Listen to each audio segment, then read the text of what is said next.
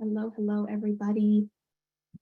Hoping the weather's nice where you're at. We're actually experiencing a little bit of a cold front for us right now, which is awesome. It's not blazing heat. It's been a beautiful day.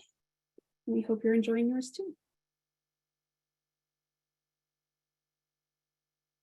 Well, as we continue to kind of let folks in, we'll start the formal introductions of the program. My name is Karina. I work in the Office of New Student and Family Programs. I use she, her pronouns. And we're really excited for tonight's webinar and summer transition series with our deans of the Trinity School of Arts and Science. And so we have a few kind of housekeeping pieces for you today as we get started. The first being we will use the Q&A function. So if you look on to your Zoom and the chat is disabled, that's not where the questions are going to be answered. If you go to the Q&A, that's where you can post your questions that you have throughout the event. And we will do our best to answer as many of them as possible towards the end of our program. And just so you know as well, this Zoom is being recorded and it'll be published on our website and on the New Student and Family Programs YouTube page for you to review later. We do have an upcoming webinar also next week, which is all about move-in and orientation. So I know there's a lot of questions and excitement there. So our first year families, please meet us at 6, and our transfer families can meet us at 7. And with that, we are going to turn it on over to Dean Gary Bennett, who is our Dean of Trinity School of Arts and Science. Thanks so much, Karina, and welcome everyone. We're absolutely thrilled that you've joined us this evening. This is such an exciting time of year for all of us because it's the campus just doesn't feel right without students here. And we are just very excited to see all of you and all of your students in just a few weeks. So there's a whole lot of excitement to come, and I suspect maybe even a few nerves for us to navigate, but we want you to know that we're here to make sure that you and your students know what you can expect from Duke, and particularly from the Trinity College of Arts and Sciences over these next 4, hopefully incredible years. Now, just before we get started, I want to tell you, we're going to stay pretty high today. We're not going to get into a lot of very granular details. Trinity's a very complex place, and our students' experience will be slightly different depending on who they are. That's a feature of the place. It's not a bug. And my suggestion to you, getting ahead of the question is just a little bit, is that that's also where you should be positioning yourselves as parents. I think our observation over the years has been that when parents stay high, they really achieve the best ends in supporting their students. So we're going to model that today. Well, without any further ado, I'm going to introduce these absolutely amazing colleagues of mine who will tell you more about the Trinity curriculum and how it will prepare your students not only for their first job or for graduate school, but for a lifetime of opportunities. We're going to talk about new ways that students are engaging with each other and with us, their faculty, both inside the classroom and beyond. And then finally, we're going to talk about how important your relationship is with your students and how it will continue to be that in the years to come, even as those dynamics shift with them entering here as college students. Now, these 3 are often in the classroom with our students, but they're also involved very heavily in shaping the academic experience at Duke through administrative roles in Quadex, on the Trinity Curriculum Development Committee, and leading our academic affairs office. So first up is my colleague, Deb Reisinger. She's a professor in the practice and Romance Studies. This is a department that teaches multiple languages, French, Spanish, Italian, Portuguese. But it's also a place where our faculty help our students to learn a love for the cultures, the thoughts, the practices, the places where those languages are spoken or have been spoken in the past. Deb works with her students in service learning, explorations of global displacement, including migration related to climate change, and the place where I first encountered her work in teaching French for specific purposes, like in global health, public policy, and advertising. My fun fact about Deb is that she was recently knighted by the French government. And if she moves her camera over to the left, you'll see her sword. I'm kidding. I don't. Do you have a sword? No. Okay. Well, no sword. Okay, no, sorry. Greg, Greg, or GR Salmonis Larkin, is the Jack H. Neely Associate Professor of Psychology and Neuroscience, and he's one of two inaugural Levitan Faculty Fellows in Aquatics. That's our inclusive living and learning model that's strengthening on-campus communities, enabling deeper exploration and intellectual interests, and supporting our students' well-being and their growth. GR directs an incredible lab that seeks to understand motivated cognition and the aging brain. And he provides great instruction, training, and mentoring to graduate students and undergraduate students. And the reason he has the fancy title is because he's a member of the Bass Society of Scholars, which recognizes our colleagues who do an excellent job in both scholarship and in instruction. A fun fact about GR is that he is a faculty in residence in Ellsbaugh, which means that he, his wife, and his kids, and he has some adorable kids. I was hoping we might get them on the camera here tonight, GR. They live on campus with our students full time. And he's also very good at handstands. All right, and then Martin Smith. He is the Dean of Academic Affairs and Assistant Professor of the Practice in Education. And he's a member of my senior leadership team and oversees the undergraduate academic experience. And he leads numerous curricular, instructional, and student support programs, including our academic deans, service learning, and the undergraduate research support office. Now, over in the program in education, Martin teaches courses in race, power, and identity from Ali to Kaepernick, and Education 101, Foundations of American Education. He's also a founding member of Black and Blue, the Duke Sports and Race Project, which seeks to understand the experience of student athletes at Duke, elsewhere in college athletics, and beyond. Fun fact about Martin is that he played point guard at Cal Berkeley, and he's actually one of 6 point guards in his family, and making me feel inadequate every day. All right, so we're going to get started here. We're going to start with Deb. Deb, we're going to start with some grounding in the academic experience. What would you say are the most important qualities of how we educate undergraduates here at Duke? Oh, that's a good question, Gary. So I've been teaching at Duke for over 20 years. I think this is my 24th year coming up. But I've also taught at other institutions. And I would say what really distinguishes Duke is that we really care deeply about our students, and that comes through all that we're doing. And I don't mean like about their intellectual development, which of course we care about, but we really care about them as people. And I just got back yesterday, actually, from 4 weeks with 10 Duke students in France, studying the effect of tourism and sharing economies on local cultures. And a large part of that time was spent doing what you might call like kind of soft mentoring, really getting to know each other over shared meals. We went kayaking together and, really got to know them as individuals and learned about who they want to become. So the Duke experience to me is really unique in that we offer students that kind of liberal arts feel, but we have this R1 institution. So students are receiving a robust education, and it places them in contact with some of the best teachers, but also the best researchers in a variety of fields from around the world. So we have this also like multi-tiered advising system that supports students to navigate that, because there's a lot going on at Duke. I mean, it is really an exciting place to teach, and it's an exciting place to be a student. So we help students select their courses that will help guide them along their intellectual pathways, and then also thinking about helping them meeting the requirements of like breadth and depth as well. We're really interdisciplinary. And to me, that means that we emphasize ingenuity and exploration. And so students get to address some of the biggest problems from around the world, whether that be climate or equity or migration or AI. We're doing that in the fall. But they do that from a multiplicity of disciplinary fields. And so our students will often choose a major and a certificate that complement each other, but reflect different ways of thinking. And so they might be pre-med and then study literature, or they might combine global health and anthropology, or economics and visual culture. And that's what I do. Like, I'm in Romance studies and I teach French, but I have a foot in global health and also in markets and management. And so this is the kind of education at Duke that I think really yields big thinkers who possess historical knowledge, but they also really know how to ask the right kinds of questions. And so they end up being, I would just say, like really incredible, successful humans. Like, they get good jobs, but they become good people. So that's kind of what stands out for me. I love it. I think you captured our primary goal beautifully. We want to create good humans.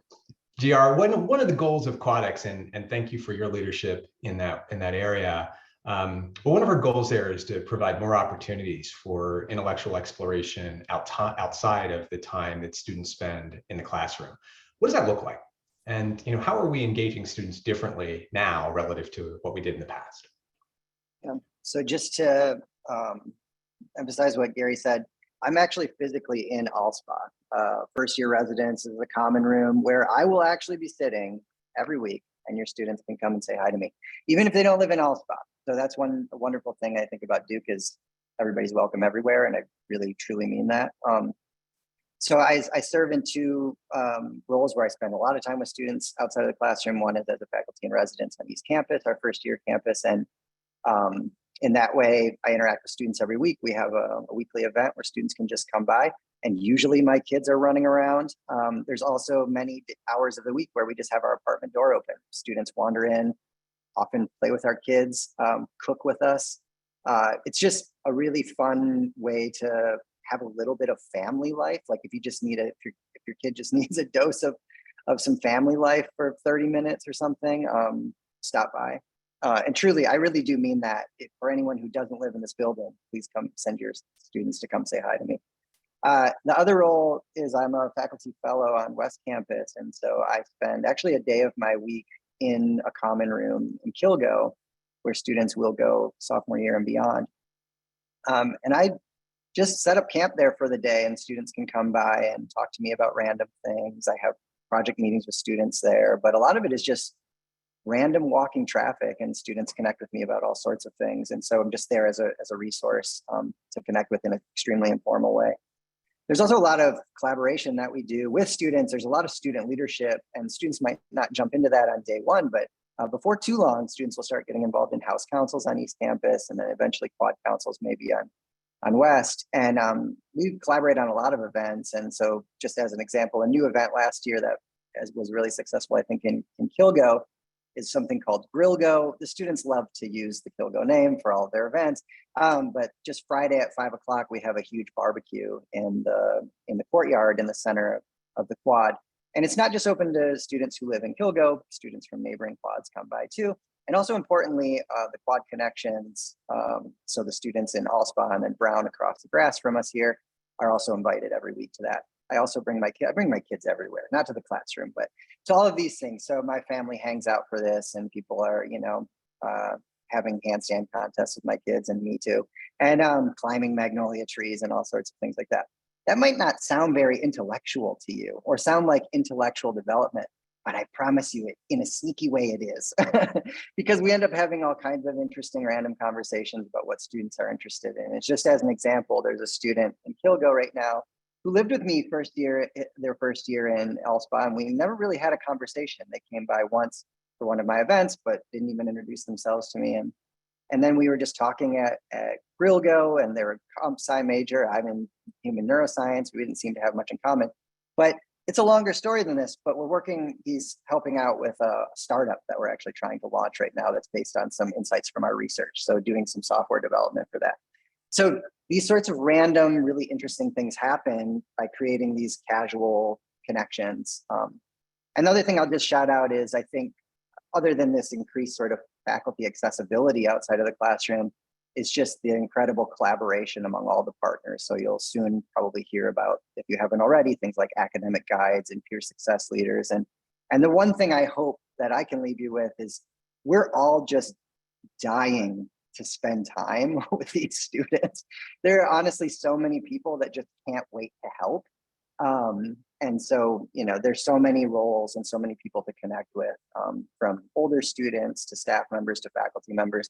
So I guess the one thing I would end with is just encourage students to come and talk to somebody, even if they have no agenda. So I always say this in my classroom: please come to my office hours. Even if you have nothing to talk about, students show up and say, "You told me to come. I have no reason. I don't know why I'm here." And we have a wonderful conversation. You never know what can come out of those conversations. So please just encourage people to students to take advantage of our eagerness to engage them. I love it, GR. But usually my primary piece of advice for parents is that if their students approach them and have a problem or a challenge, the response I suggest most parents provide is, who have you chatted with, who have you talked to, who have you connected with? Because there is this just vast array of people who want desperately to engage with their students. And the other piece is I often tell students, right, to make sure that they have office hours or they do a flunch with every one of their faculty members. And if you're nervous about what to say, you really just go in and you sit in front of your faculty member and you say something like, so what are you interested in right now? Like, what are you doing? What are you working on? And I guarantee the faculty member will fill the space for the next hour or two. All right, so Martin, your turn. What are the best ways for family members on this call to stay engaged with their students? Trinity, our students this will be the first time for many families that the students aren't there under the roof with their families. And so who are the folks in that vast array I just described who will be looking out for their students? Yeah, absolutely. Thank you, Dean Bennett. So first off, I want to say I'm really excited to be here with you all. I can't see your faces, but I wish I could. We're extremely excited for your students or your children to be with us. Our goal is to make sure that they transition to the university and have a great experience.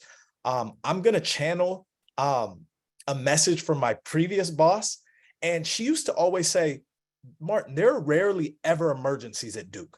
People will act as if the sky is falling. There's a major issue. There's really never an emergency. We can wait till tomorrow. We can handle it at night. You don't have to drop everything. But one thing that she always said, and I firmly believe in it, if a student has an issue, we're dropping everything. We're in the people business. And so I know there's some trepidation when you're delivering your kids to us, you're putting them in your care. And I think I'm representative of this entire group. Deb mentioned she was in France with 10 students. Every time I talk to students, and I'm not just saying this because Greg is on the call, they say, oh, Samanez Larkin, that guy, he's so nice. He helped me with this. He helped me get in a lab. I worked in his lab. So it's bigger than just academic success. We want to make sure that students are acclimated to the university, they feel safe, and they're also successful. So I'm going to give you two things. The first thing, so it's twofold. The first thing is state of mind.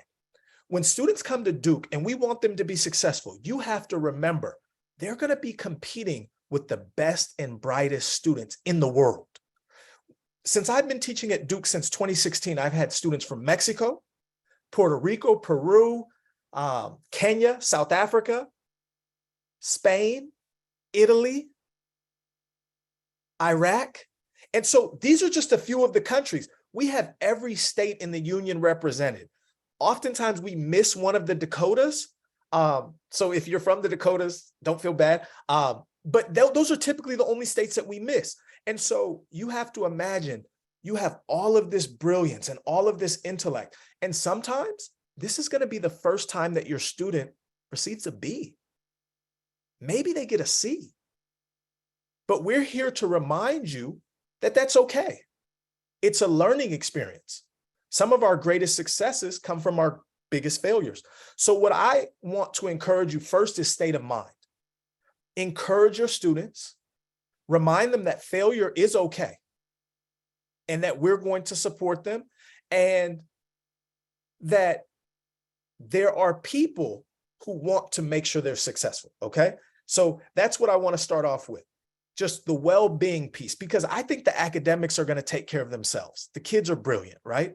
So that helps me segue to the next point. What are the resources that exist? So when you enter the university, every student is paired with an academic dean, and we actually have the lead academic dean on this call, Milton Blackman. So you'll have an academic dean, or your student will have an academic dean that will progress with them or persist with them for 4 years until graduation. They help them with course withdrawals. They help them when they need to take a class for satisfactory or unsatisfactory, or if they're taking a course for a letter grade, if they're going to take a leave of absence. This is the person that's going to help them. But also when they enter the university, they have a pre-major advisor, okay, who's with them, giving them advice, helping them kind of figure out the landscape. There are peer success leaders. There are directors of academic engagement. There are academic guides. And I know I'm throwing a lot at you right now. I'm actually going to put a link in the chat that actually has this beautiful wheel where you'll see all of the different support services for your students. And so what I would encourage you to do, which is the second part of this, is remind students this is the last time in their life where people are paid to help them. And not only are they paid to help them, they want to help them. So take advantage of it. We have advisors for business school. We have advisors for law school. We have our health professions advising office, which is tremendous. There are all of these support services, but in many ways, they're hard to find out that they exist because we have so many unless you're reaching out and you're asking questions. And so what I would encourage you to do is remind your student to ask for help. And in many ways, they were the people in their high schools who were helping others.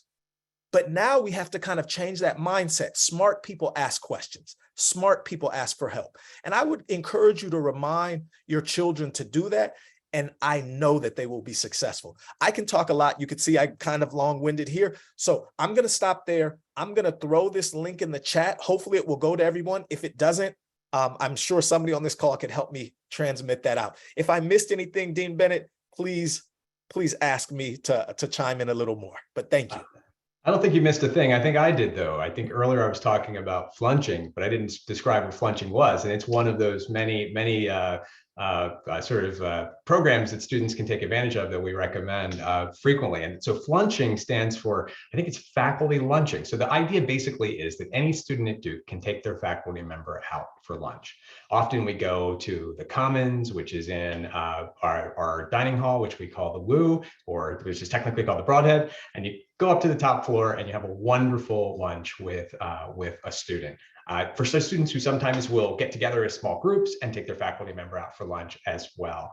I think most of the people on this call, I often see flunching up with students, and you'll find that most of us are open to doing it whenever we have some availability. It's just a terrific program. All right, so I think we're going to go right back over to Deb. And Deb, I have to thank you because you are heavily involved in reimagining the undergraduate curriculum at Duke.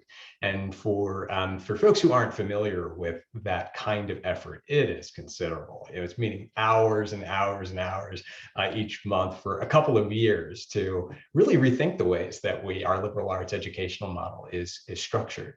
So you're anchoring that work in a lot of evidence and experiences that you and our colleagues have collected, both from Duke, but also from other universities and peer institutions across the country.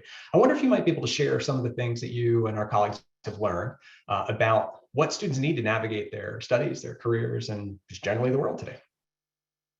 Yeah, thank you for acknowledging the time that this takes, Gary. This is great. It's been really an interesting process, actually, because we have really looked at the whole landscape of higher education, the history of it, the curricular structures that are out there. And we've spent a lot of time listening to students and faculty about what they need, what they like, and what we need to do next, really. And what we need to do next is actually what we're doing now. So I think that's something really we want to hold on to. A lot of what has come forth is best practices in education. And what stands out to me most, I think, is that while students want a lot of choices and a lot of opportunities, and they can sort of get lost in the amazing landscape of all the things that Duke offers, and we sometimes have to remind them, like, oh, remember you're here to take a class, and like you should be studying for your class. I'm glad you're in clubs, but what about the rest of this? So they can sort of get lost in that. And what I've noticed is that they need some guidance in stitching all of those experiences together, right? And in terms of what they actually need, they need fundamentals in some ways. And by fundamentals, I don't mean calculus. And I'm sure somebody is going to explain to me someday why I need calculus, but so far I haven't.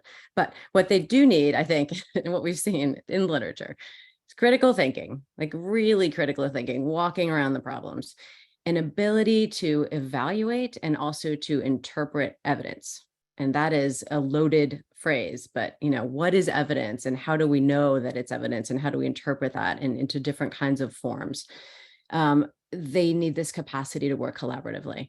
We do a lot of work in groups. Students and employers say over and over again, we need people who are able to work in groups and to get along with each other, right? We're not doing this very well in America right now. So we're spending a lot of time in our classrooms working on that with students and giving them those opportunities. They also need intellectual flexibility, that ability to move fluidly and to be uncomfortable and to be okay being uncomfortable. And along with that comes this really number one for me, which is humility. For a long time, we were talking about creating empathy in our students, but I think we need to help them understand that it's okay to not know and to ask questions and to value other perspectives and to really sit in that space. So can they adapt, right? Can they ask questions? Are they okay not knowing? Can they take a risk and maybe fail? We really want to give them time to do all of those things and to reflect throughout their time at Duke through multiple feedback loops. And by doing that, they become better learners, they become better people, but we do as well as faculty. And I think you all would agree here on the call.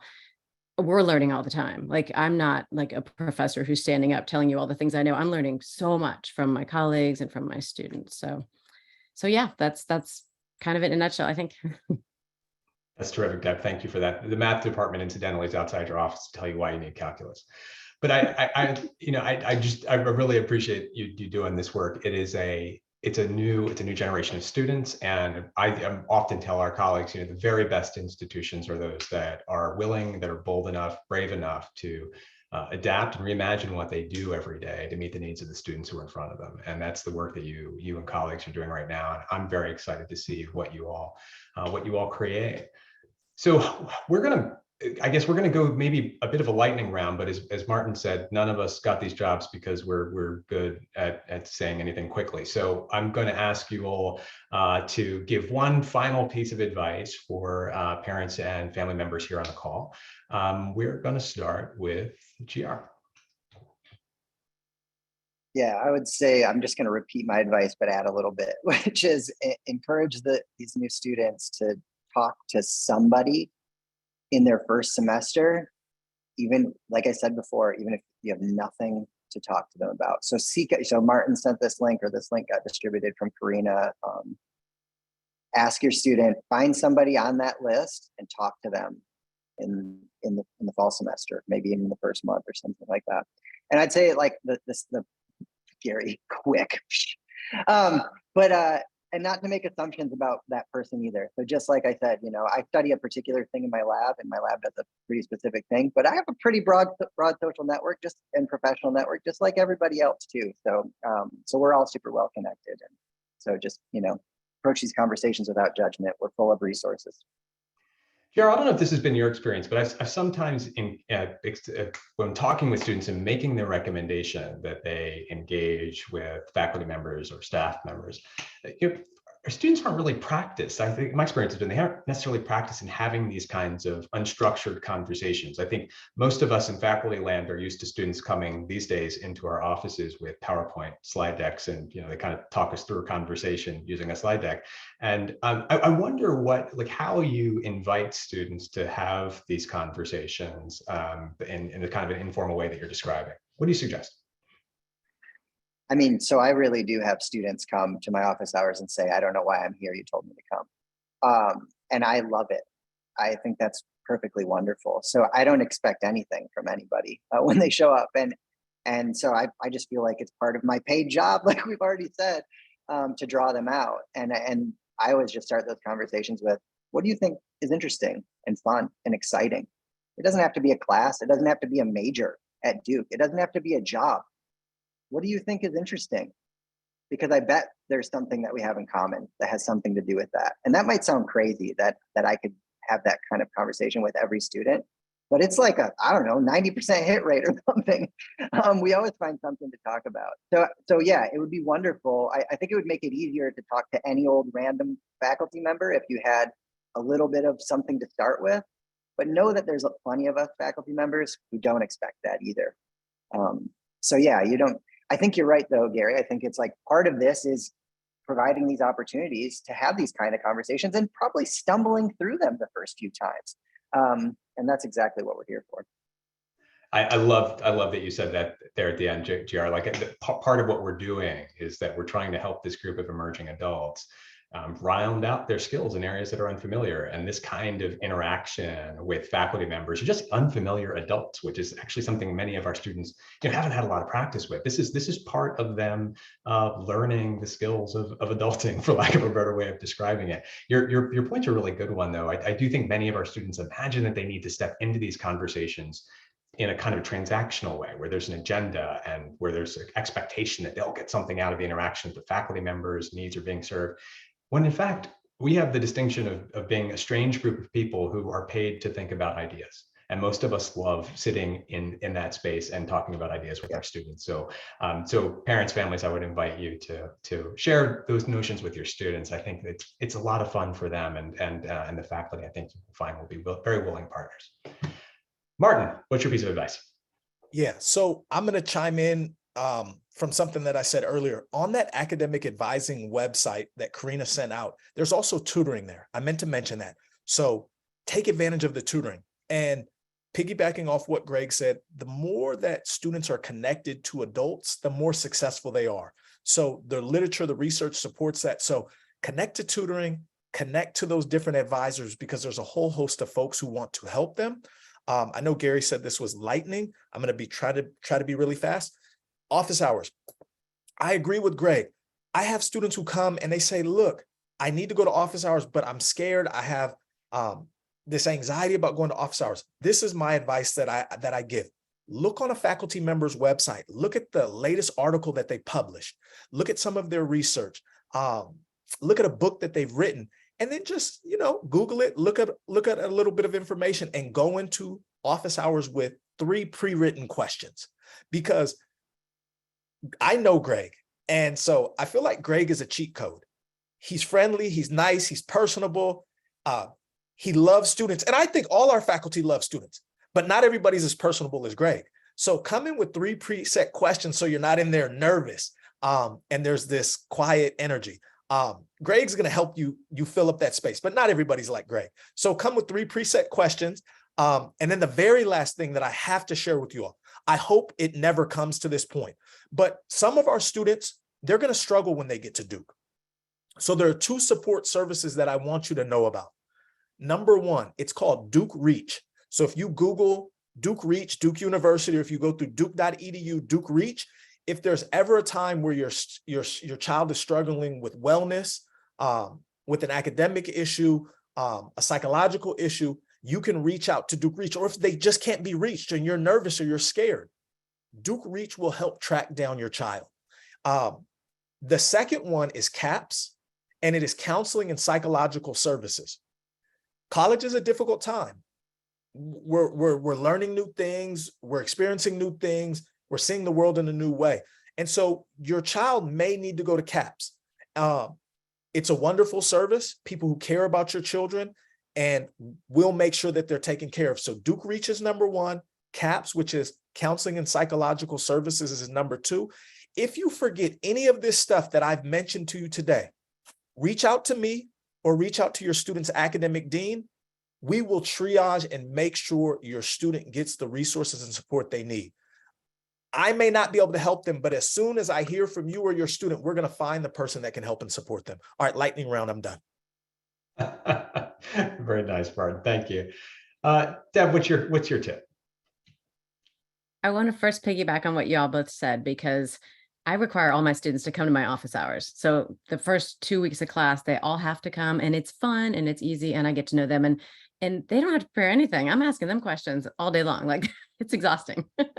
There's that. And the second one about CAPS and Duke Reach, we also are there for, your students in that way. I am not a psychologist, but I've got the Duke Reach numbers on my syllabus. We talk about that in class. I've sent many a student over there.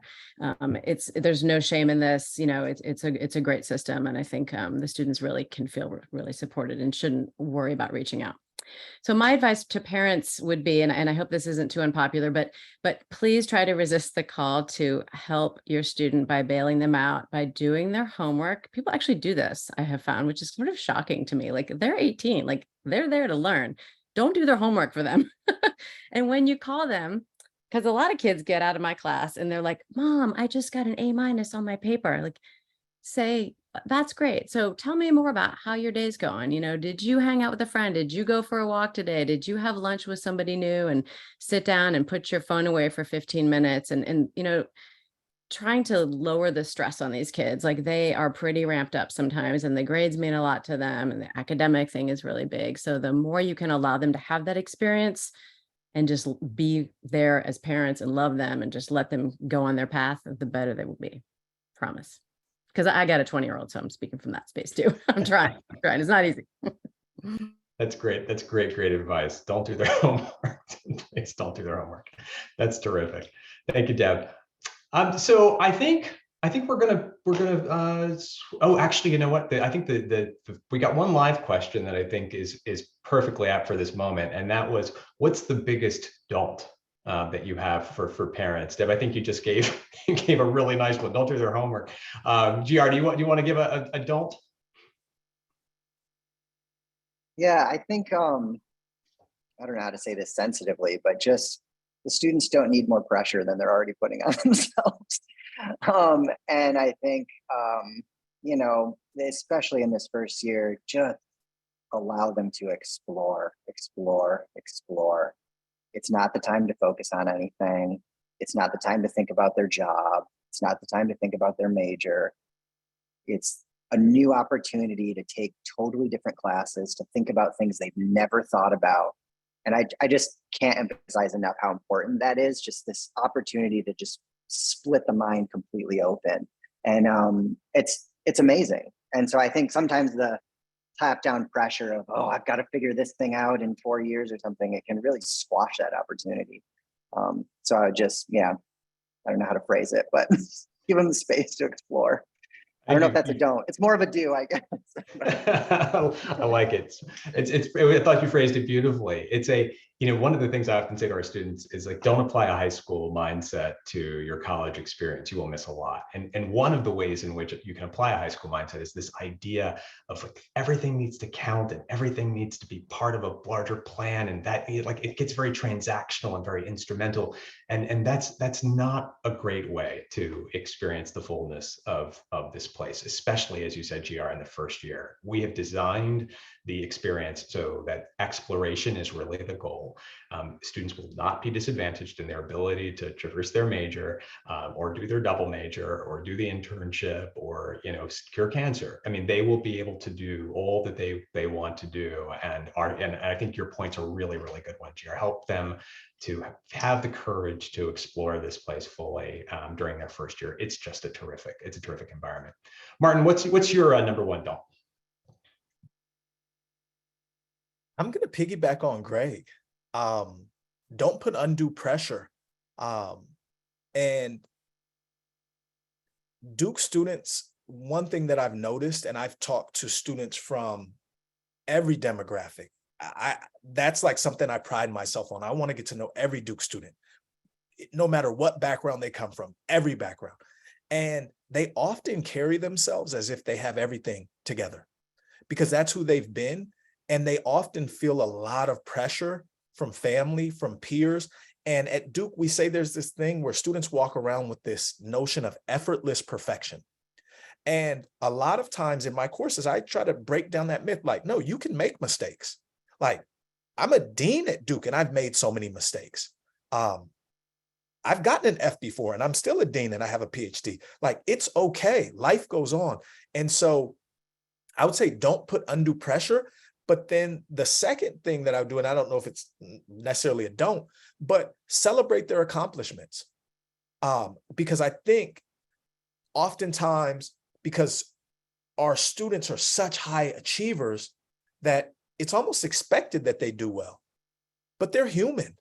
And I'm probably preaching to the choir, but I like to say this because a lot of times they want to be told that they did a good job. I mean, I've had students in my classes who have a 4.0 and they turn in a great assignment and I tell them, yo, this is outstanding. This is excellent. And they light up. And sometimes they'll tell you, nobody tells me that. It's just this expectation. So I would say celebrate their successes. And I guess I could frame it as a don't downplay their success. Really celebrate it and encourage them. Yeah. And Deb, what about you? This might be a chance for me to plug Study Away, right? So take risks. It's not a don't, but don't be scared to get out of your comfort zone. Don't be scared to go abroad. We have so many amazing programs that are Duke-led, faculty-led, all over the world, and also all over the United States in the summertime, in the semester, even for a year. Some students are like, I don't want to leave Duke. It's so amazing here. It is amazing at Duke. There's no question, but it is also amazing, in Singapore. It is also amazing in Detroit. There's other places and other things that, that'll really make the experience rich. So try to encourage your students to really take advantage of those other opportunities as well. That's great. That's terrific. What a great place for me to end my moderating duties, and I'm going to turn it over to Karina here to ask questions from the audience. Thank you, Dean Bennett, and thank you all so much. This is just wonderful. Even being here for so many years, I learned something new after listening to all of you, so thank you so much. We have some really great questions, some really great kind of topics that parents are interested about. So I think I'll ask a question, and then whoever is interested in answering, feel free to pop on and take a stab at it. But we have parents who are looking at the advising website that Dean Martin or Dean Smith shared.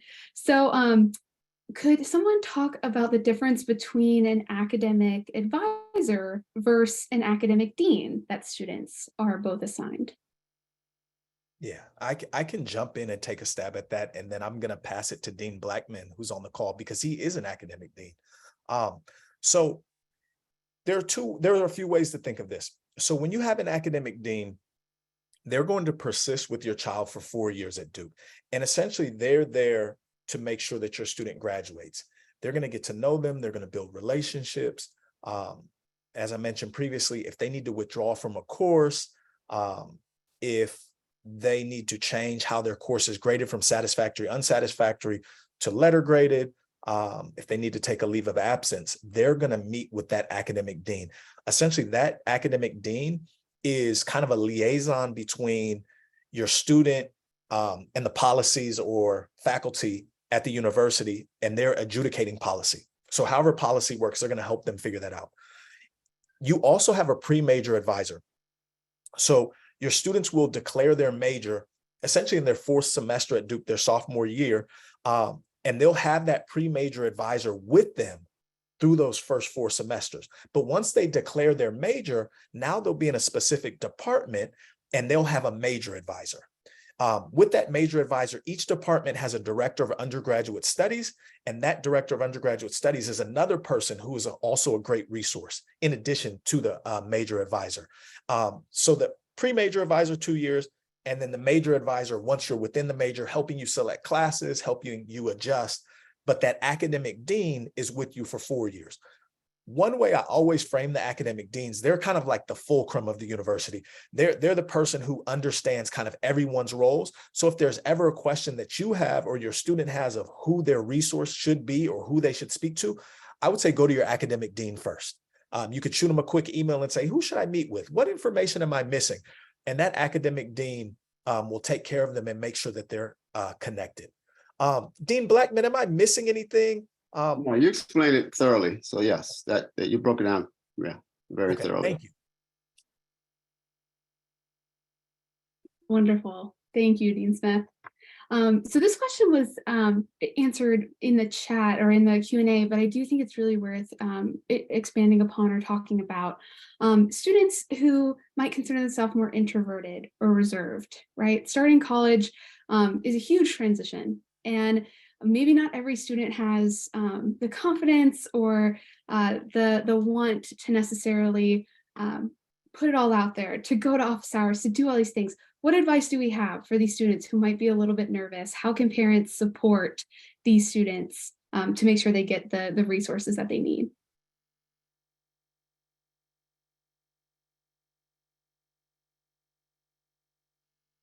Want us to just jump in here? So I typed out an answer if people want to look there in the thing too, but I think I would, just from the parent perspective, I would just encourage students to just to wade into it, take their time. You don't have to go and participate in some deep intellectual discussion or something in the first few days of being here. You can kind of hang out at the sidelines a little bit and watch how things are going until you feel safe. Everyone is coming from a totally different starting point when they step onto Duke campus. And a lot of students will feel very intimidated, and that's okay. That's normal. I walk into rooms and I feel incredibly intimidated here all the time, every year. And that's just part of the experience, and that's a part of the opportunity too. And so I think that's okay. So first of all, just kind of validating those feelings, I think is really important. But also I think I just on the encouragement side, just encouraging them to take their time. You don't need to make 100 friends here. You don't need to make 50 friends here. Making a few friends, getting connected with a few staff and faculty members is enough. So you don't have to be extremely extroverted. The other thing is, though, I think a lot of events seem programmed by and for extroverts. And I think that's because the students who end up in these student leadership positions are extroverts, like me, and are noisy and take up a lot of space. And so you know, we're also as the older adults in the room, making sure that they don't take up all that space, and that I don't take up all the space, and we always have our mind on this. And so, just as an example, the faculty and residence events require no participation whatsoever. So as first-year students, there's a weekly opportunity to just go sit in a room with some other students and a professor and do nothing. You can listen, you can observe, you can watch people. There's nothing expected of you. And I think that's a good way to just, you know, get started. They'll also be doing that in their classrooms. There's just so many opportunities. So I would just say, ease into it. I think it's terrific advice. Now, I'll just plug here the work that GR is doing in QuadX. You know, one of the reasons we built QuadX was because we wanted to make it easier for this generation of students to be able to access the rich social experience of Duke without having to go through the kind of complexities of selection and all manner of other kinds of processes that really do select for students who are more extroverted. So we are increasingly shifting the design of the Duke experience to be more inclusive with respect to all manner of different presentations. I'd say one of the other things I often tell students who discuss introversion is that there's been a couple of really good studies that show that most faculty are pretty introverted, and a lot of the things that, I mean, maybe fewer on this call than perhaps in real faculty land, but I'd say that, you know, many of the kinds of encounters that we've been describing, office hours, lunch, just spending some time walking around with a faculty member in the gardens, which is something I love doing. These are quieter, smaller, more interpersonal types of encounters, and that I think can often be more comfortable for students who are introverted to traverse. I just want to point to one thing for any of us who went to college, like in the last 2 generations. I just want to point at like something that you're hearing today, which is my colleagues describing the whole person experience of our students. And I just think it's a wonderful moment in the history of higher education that you have faculty who aren't just thinking about how our students show up in the classroom, but who really are thinking about the emotional and the social experience of our students. This is something that I think characterizes the Duke experience in a very significant way. And so I would share with your students that this is a place in which some of these discussions are much less stigmatized, and you'll find a bevy of people who are open to having these discussions with your students and helping to navigate some of these complexities.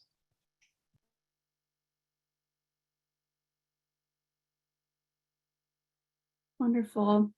I love this question. What is like a Duke tradition that you're excited for new students to experience?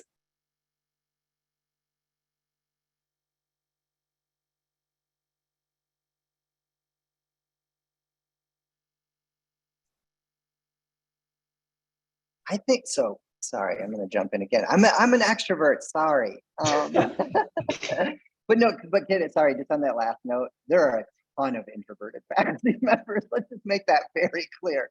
There are a lot of faculty members who you'll walk into their office and say, I have nothing to talk about, and they won't have anything to say about either. But so yeah, that is just true. I actually, so a tradition, I think the most exciting thing about Duke right now is there are so many new traditions being started. So I think this is a wonderful thing about QuadX and all of the really thoughtful change that's happening at Duke right now. And it's not just a top-down thing. This is actually, the students are doing this. And so so students came up with some super creative ways to help first-year students transition to West Campus last year. And these were really 100% student ideas. And there were some wild ideas that we had to modify, like kidnapping some students and taking them in the night in the bus and cloak ceremonies and all these things. But that's just to give you a taste of like the creativity and the thoughtfulness of like just making some of this really fun. And I think a lot of the best ideas are coming from our students. And there are all sorts of new traditions. So I mentioned Grill Go, it's probably my favorite one, where we just every Friday have a barbecue. And that started last year. Is that a tradition? Kinda. It happened every week last year. We're gonna keep it going.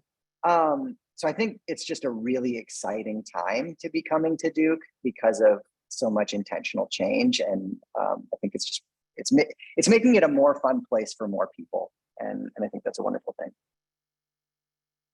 I would just add to that. I don't know of many Duke traditions, besides tenting. And I've been here a very, very long time because there's a place for everybody. So there's never really a sense that like there's this one thing you have to do, except maybe like climb the chapel, or do tenting once. But, other than that, there's a million little ways to be a part of the Duke experience. So I think sometimes when I hear tradition, I feel, traditional, or I think if I don't do this, this means something. But there's really so many ways to engage. And I look forward to learning about what those are actually from you guys later. I think I've missed something here. Nice. I'm going to jump in with two of my favorite Duke traditions. So Dean Bennett mentioned it earlier, but flunch, faculty lunch. I love to eat. So I love to talk to students. They invite you to a lunch with a faculty member. Duke pays for it. And typically it's a group of students, about 3 to 5 students. Sometimes it's a one-on-one lunch, but usually students, I think the sweet spot is about 3 students, and they invite you to lunch and you just eat lunch and you talk about life. And that's a pretty fun one for me. The second one, and Deb alluded to this, is the sports tradition. She mentioned tenting. I'm going to give you a little more background information because when I first got here, people kept saying tenting and I didn't have a clue what it was. I was so confused. But students camp out for the UNC Duke basketball game, and sometimes it's anywhere from like 1 to 3 months to get their seats in the gym and to make sure they have good seats or they get into that game, which is our biggest rivalry game. And they live in tents. And it's typically during the winter. So it's really cold outside, but they love it. So I'm not necessarily a fan of tenting because I don't think I would ever tent, but I love Duke sports and students get so excited. I've been to Duke women's soccer games, Duke men's soccer games, football games, basketball, men and women's basketball. I've been to men's tennis, women's tennis. I still haven't made a wrestling match and I'm kicking myself because I've had a few wrestlers in my classes. I haven't made it to baseball. I've been to softball. But to me, that's one of the greatest parts about Duke. It's like you have all of these extremely talented, academically gifted students, but then we have a sports culture that rivals the academics. And I don't think you see that anywhere in the country. Some people say Stanford, but I don't think Stanford is as good as us in sports. So it's like, we're top tier in both academics and athletics. So I would say our sports traditions are pretty top tier. Watch out for those Stanford alums, Martin. It's going to get hot on your social here in a minute. I agree. I have to tell you, the thing I love about the sports culture here is that Duke makes it very easy to care about sports, even if you didn't care about sports until you got here. So I really enjoy seeing the mildly introverted students who wind up painting themselves in blue and Cameron after a few weeks here, and who are doing the chants and the cheers. And it's just a place. It's a place where there's a lot of spirit, and it's easy to dig into that spirit. It's about the athletics, but it's just about the love of place. And I have had a shift in my understanding of what happens in K-ville when students tent, because I'm a public health scholar, and for a while I was a little concerned about some of the things that were happening there. But I will tell you now that I think it's actually one of the purest social experiences I've seen on a college campus. It's governed by our students. We have tutors out there. I mean, they play pickup basketball. It is just a fun place to be, and that for me is just an exciting part about the Duke experience. I'll give you one additional one. It's Duke Conversations, and this is where a group of students will come over to the home of a faculty member. They bring the food with them. They set it up. they eat it, and importantly, they clean up before they leave. And you sit there and you have a conversation in a faculty member's home about life, about great ideas. And it has been wonderful for me to have my family around the table with our students and to just talk ideas for an evening. That's just really terrific. Experiential orientation, which many of your students will be participating in just a moment. We are too excited about that. We've known for years that when students start with a pre-orientation program, they have an experience before they start Duke, they develop a love for one another, for this place that really is durable. They have a better Duke experience when they start Duke with one of these experiential programs. And so now we're asking all of our students to do it. Last year it was a runaway success. I cannot wait for that to happen again this year. So Duke is just, if there's something to say about Duke, is we are a place where we're continually reinventing ourselves. And so the traditions of today may not have been here when you were a student, and that's as it should be. This is a pretty exciting place. Back to you, Karina. Thank you, Dean Bennett. We're almost at time here, but the last question I think might resonate with a lot of families on the call. What advice do you have for students who might not know what their academic path is going to look like? I think there's a misconception, right, that you have to come in knowing your major. So quickly, what advice do we have that maybe families can share with students who are still trying to figure it out? I would just say, please don't worry. It's okay. And you are better off if you don't have every class planned for the next 4 years, because there are a lot of kids who come here like that. And it's really hard to undo that when you're glued to an idea. I mean, this is such an amazing place, and there are so many things to do. Like, take the poetry class, go study abroad, and wherever you go, take a risk. And it will unfold when you allow yourself to take courses that are different, that, you expose yourself to new ideas and perspectives. There's something that resonates in a person, an individual, and the passions kind of show up, and then you find your life's, direction through the classes. And you can't decide that in advance. You have to let it happen.